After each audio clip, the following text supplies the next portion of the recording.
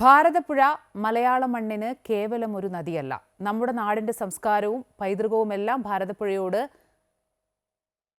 ഇഴപിരിഞ്ഞിരിക്കുന്നതാണ്. ലോക ജലദിനത്തിൽ നമ്മൾ അറിയേണ്ടത് ഭാരതപ്പുഴയെയാണ്. നീർച്ചാലായി മാറിയ നിളയുടെ പുനരുജ്ജീവനം ഓരോ മലയാളിയുടെയും ഉത്തരവാദിത്വമാണ്.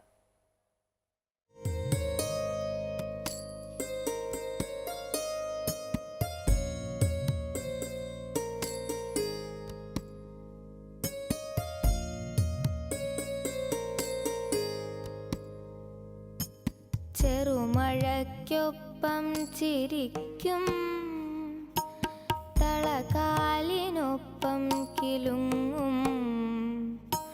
മഴ വന്നു തൊട്ടൊന്നു പോയാൽ ഉടനീളമുടലും കലങ്ങും, ഉടനീളമുടലും കലങ്ങും, ഉടനീളമുടലും കലങ്ങും. നിള ഒരു നാടിന് സംസ്കാരത്തെ പകർന്നു നൽകിയവൾ. മാമലനാടിൻ്റെ സംസ്കൃതിയും സാഹിത്യവും കലയും കേളിയുമെല്ലാം അവളിലൂടെയായിരുന്നു. അവൾ ഒഴുകി പടർന്നു നീങ്ങിയ മണ്ണെല്ലാം പൊന്നായി പരിണമിച്ചു.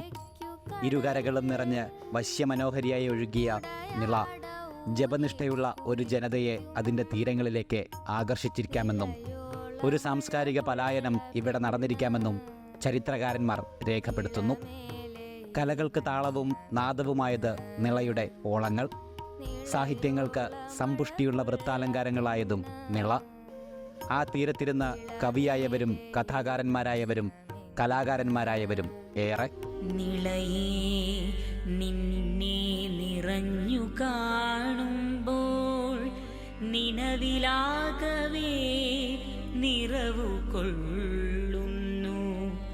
കനവു പോലാണു തോന്നുന്നതെങ്കിലും ഹൃദയതന്തികൾ തുള്ളിത്തുളുമ്പുന്നു.